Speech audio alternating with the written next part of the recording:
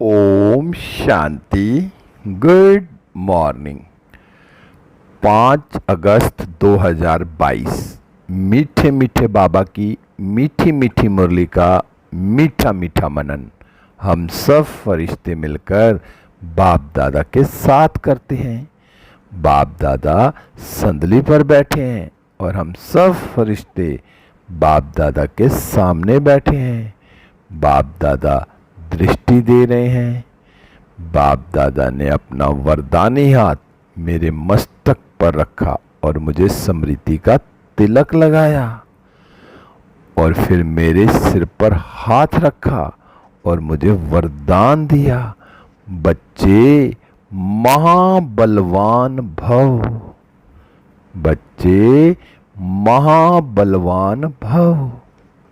बाबा बोले, आज की मुरली से क्या शिक्षाएं ली? मीठे बाबा, आज आपने हमें बहुत प्यारी प्यारी शिक्षाएं दी कि हमें क्या करना है। हमें सिर्फ बाप और वर्षे को याद करना है। आपने हमारा धंधा बताया, कौन सा धंधा करना और कौन सा नहीं करना। फिर बाबा आज आपने नई नई युक्तियां बताई सेवा के लिए कि कैसे मंदिरों में सेवा करनी है, कैसे कॉलेज में जाके प्रिंसिपल को समझाना है, कैसे बोर्ड बनवा के लिखना है कि पहेली ये समझो। कौन सी पहेली? कि मैं आत्मा हूँ, परमात्मा कौन है। तो उसमें ऐसे ऐसी पहेलियाँ लिखनी हैं कि आकर समझो। तो बाबा आज आपने बहुत प्यार से सेवा की युक्तियाँ बताई, अच्छे अच्छे पॉइंट्स बताए। बाबा आज आपने मीठे बच्चे में कहा, मीठे बच्चे समय बहुत थोड़ा है, इसलिए रूहानी धंधा करो। सबसे अच्छा धंधा है बाप और वर्षे को याद करना, बाकी सब खोटे धंधे हैं। संगम पर बाबा आकर हमें बता रहे हैं कि बच्चे समय अब बहुत थोड़ा। संगम भी 100 वर्ष का था, अब इसमें से 86 हो गए, अब 14 वर्ष बचे। 14 में भी पता नहीं कौन सी आत्मा का कितना समय बचा है। तो समय वास्तव में बहुत थोड़ा है। तो इस थोड़े से समय में मैं क्या करूं कि इतना तेज पुरुषार्थ करूं कि मैं ऊंच से ऊंच पद पा सकूं। तो यही धंधा बाबा ने बताया कि तुम्हारा जो रूहानी धंधा कि बस अपने को आत्मा समझ और परम पिता परमात्मा को याद करना है, बाप को याद करना है और वर्षा स्वर्ग को याद करना है। बाकी सारे धंधे खोटे हैं, सब मिट्टी में मिल जाने हैं। कितना भी कमाइयाँ कोई साथ नहीं जाएंगी। एक ये कमाई साथ जाएगी कि जो हमने बाबा को जितना याद किया। अब मैं आत्मा सारा दिन में बाबा को कितना याद करती हूँ, अमृत वेले से रात सोने तक। और फिर मैं जब सोती भी हूँ तो मेरे स्वप्न कैसे आते हैं, मैं बाबा की याद में सोती हूँ। ऐसा मुझे फील होता है कि मैं इस समय या तो सूक्ष्म वतन में सो रही हूँ अपने सूक्ष्म शरीर के साथ, या मैं परम धाम में बिंदी बनकर शिव बाबा के पास हूँ। सवेरे उठते ही पहला संकल्प आए कि मैं ऊपर से आई हूँ आत्मा, मैं यहाँ अवतरित हुई हूँ, मैं शरीर में अवतरित हुई हूँ और बाप दादा मेरे सामने हैं, मुझे दृष्टि दे रहे हैं और वरदान दे रहे हैं। तो सारा दिन अमृत वेले से रात तक मैं बाबा की याद में रहूं, चलते फिरते उठते बैठते खाते पीते सब बाबा की याद में रहूं, कर्म करते हुए बाबा की याद में, हर कर्म बाबा की याद में करूं। फिर बाबा आज आपने प्रश्न पूछा कि तुम बच्चों के अंदर कौन सी उत्कंठा होनी चाहिए, इच्छा, तीव्र इच्छा होनी चाहिए, कौन सी? तो आज बाबा ने बताया कि बच्चे ऐसी इच्छा होनी चाहिए कि पहले तो मैं सदा बाबा की याद में रहूं, ये इच्छा। फिर दूसरी इच्छा है कि जो दूसरी आत्माएं हैं जिनको बाबा का परिचय नहीं मिला, जो अभी भी कलयुग के उसमें जी रही हैं, उनके कर्म, तो वो बिगड़ी हुई जो आत्माएं हैं उनको कैसे सुधारें। सभी को जो दुखी है उनको दुख से सुख में कैसे लाएं, 21 जन्मों के लिए सुख का रास्ता उनको कैसे बताएं।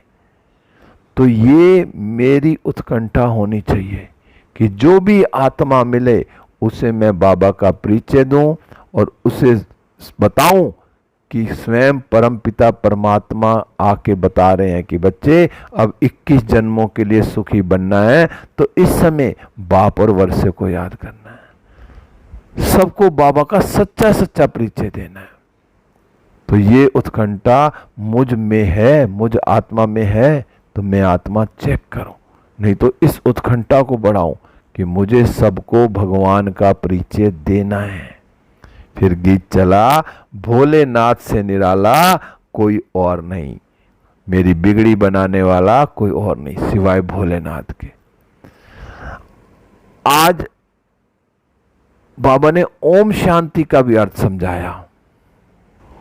ओम शांति का अर्थ है कि मैं अपना परिचय दे रहा हूं कि मैं आत्मा शांत स्वरूप हूं। बाबा भी ओम शांति बोल रहे हैं और हम बच्चे भी, और इसी में मेरा परिचय आ गया कि मैं आत्मा कौन हूं, शांत स्वरूप हूं, शांति धाम की रहने वाली हूं। हमारा बाबा भी वहां का रहने वाला है। बाबा ने कहा भक्ति मार्ग में भी बाबा बाबा कहते हैं, भल मनुष्य गाते हैं, परंतु रावण मत पर है। आज बाबा ने रावण के लिए भी बताया कि जो रावण है ना, ये रावण मत मनुष्यों को बिगाड़ती है।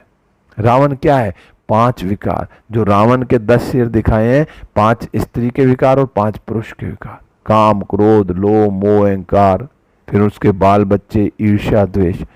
तो ये जो विकार है, इनको कैसे खत्म करना है, कैसे औरों की बिगड़ी को बनाना है, एक परम पिता परमात्मा की याद से ये रावण जो है ना 5 विकार खत्म हो जाएंगे। जितना हम बाबा की याद में रहेंगे उतना ये विकार खत्म होते जाएंगे। तो मैं आत्मा सारा दिन बाबा की याद में रह के हर कर्म करूं तो मेरे सामने कोई ये विकार आएंगे ही नहीं। बाबा ने कहा आज मित्र संबंधियों को भी समझाना है। आज जो भी आत्मा मिले अपने मित्रों को संबंधियों को सबको बाबा का परिचय देना है।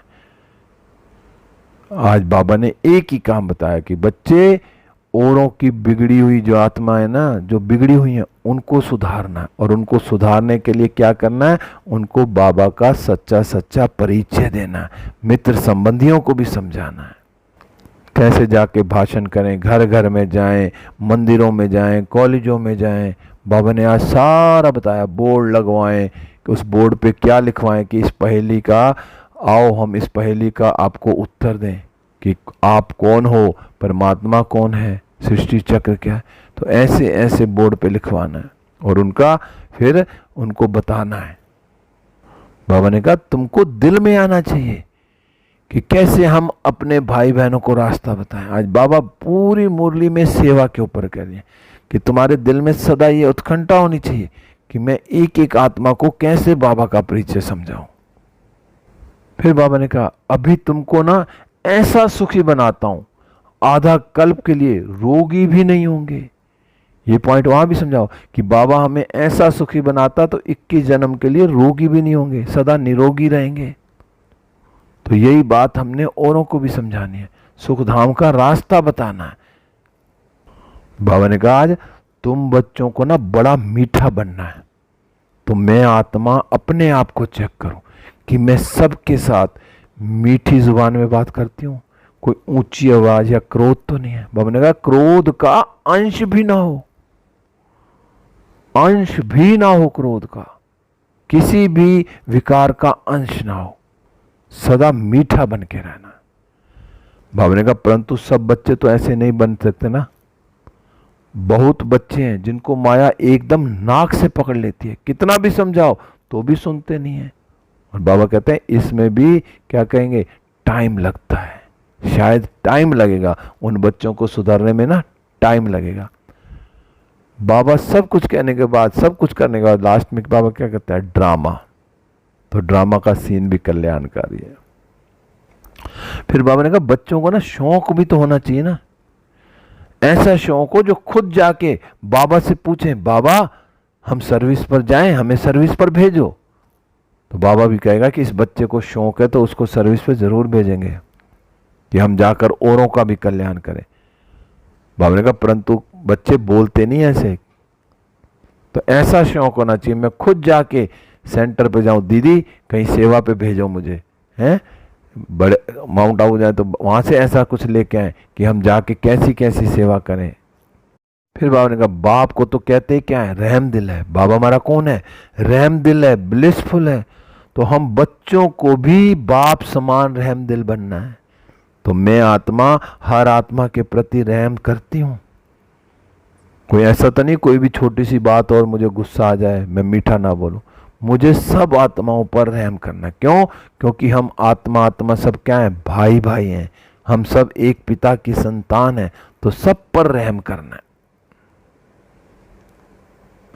फिर बाबा ने कहा मौत सामने खड़ा, वानप्रस्थ अवस्था, इसलिए बाप को और वर्षे को याद करो। भारत को राम राज्य बनाने की सेवा में अपना सब कुछ सफल करना है। अब मौत का पता नहीं है, मौत सामने खड़ा। क्यों? हमारी क्या है, बाबा कहते हैं हमारी वानप्रस्थ अवस्था है। तो वानप्रस्थ अवस्था में क्या करना है, एक बाबा को याद करना और वर्षे को याद करना है, और इतनी सेवा करनी है कि मैं भारत को राम राज्य बनाने की सेवा कर रही हूं। फिर आज बाबा ने वरदान दिया। बाबा ने कहा महाबलवान भव। बाबा बोले दे अभिमान के अंश मात्र की भी बलि चढ़ाने वाले महाबलवान भव। आज बाबा ने कहा जो सबसे बड़ी कमजोरी है ना, जिससे हम बलवान नहीं बनते, वो सबसे बड़ी कमजोरी क्या है, वो देह अभिमान की है। जिस आत्मा के अंदर देह अभिमान है ना, वो सबसे बड़ा कमजोर व्यक्ति है। वो व्यक्ति कमजोर, वो आत्मा कमजोर है। तो देह अभिमान में नहीं आना, हमेशा अपने को क्या समझना है कि मैं एक आत्मा हूं, मैं आत्मा इस देह के द्वारा कार्य कर रही हूं। बाबा ने कहा ये देह अभिमान का सूक्ष्म अंश बहुत बड़ा है। देह अभिमान के जो सूक्ष्म सूक्ष्म अंश भी है ना, वो भी बाबा ने कहा बहुत बड़े हैं। बाबा ने कहा जो देह अभिमान की बलि चढ़ाने का अर्थ क्या है, अंश और वंश सहित समर्पित होना, कि मेरे अंदर कोई भी देह अभिमान का ना अंश हो ना वंश हो, सब कुछ समर्पित। बाबा ने कहा ऐसे बलि चढ़ाने वाले ना ही महाबलवान बनते हैं। तो मैं आत्मा चेक करूं कि मेरे अंदर कोई देह अभिमान तो नहीं है, ना उसका अंश ना वंश, कुछ भी नहीं है, तो ही तो मैं महाबलवान बनूंगा। हमने कहा अगर कोई भी देह अभिमान का कोई भी अंश छिपा कर रख लिया ना, तो फिर सारी गड़बड़ हो जाएगी। तो कोई भी अंश छिपा के नहीं रखना देह अभिमान का। हमने कहा अभिमान कोई स्वमान समझ लिया तो उसमें एक अल्पकाल की विजय भल दिखाई देगी, लेकिन बहुत काल की हार समाई हुई है। कई बच्चे क्या करते हैं कि मैं सोच रहा हूं कि ये ना मेरा, मैं स्वमान में हूं, लेकिन वो स्वमान में भी क्या है, अभिमान आ गया। और ये जो अभिमान है ना, ये अभी थोड़े टाइम के लिए तो विजय दिला देगा, लेकिन सदा काल के लिए, बहुत काल के लिए हार करा देगा। तो मुझे सदा काल के लिए विजयी बनना है, तो मैं देह अभिमान का अंश वंश भी मुझ में ना हो। फिर बाबा ने स्लोगन में कहा इच्छा नहीं थी लेकिन अच्छा लग गया, यह भी जीवन बंद स्थिति है। कई मनुष्य आत्माएं कहती हैं मेरी तो बिल्कुल इच्छा नहीं है, फिर भी कुछ थोड़ा थोड़ा उसमें घुस जाते हैं, अच्छा लगता है। ये अच्छा लगना भी, ये भी इच्छा है। सब कुछ जो भी किसी भी आत्मा की विशेषता देखी, किसी में कोई गुण देखा, बाबा की देन है, बाबा का है। सब कुछ अगर मेरे अंदर भी कुछ है, बाबा का है। सब कुछ समर्पित कर दो। जब हम समर्पित कर देंगे, सरेंडर हो जाएंगे, तो फिर कोई इच्छा नहीं, बाबा का है, बाबा की है, सब कुछ बाबा। क्योंकि ये अच्छा लगना भी ना, ये भी जीवन बंद कर देता है, फिर भी ये बंधनों में डाल देगा।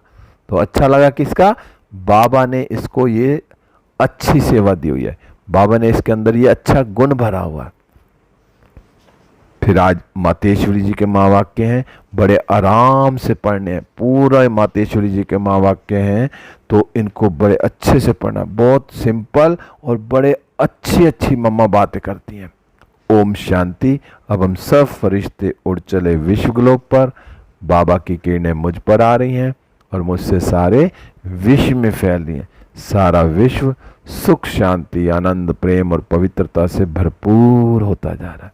अब मैं बाप दादा की छत्र छाया में सारे विश्व को सकाश देते हुए सूक्ष्म वतन में बाबा से दृष्टि लेते हुए वरदानों से भरपूर होकर वापिस इस देह रूपी मंदिर में हूँ। ओम शांति, ओम शांति। शुक्रिया बाबा, शुक्रिया सभी आत्माओं का।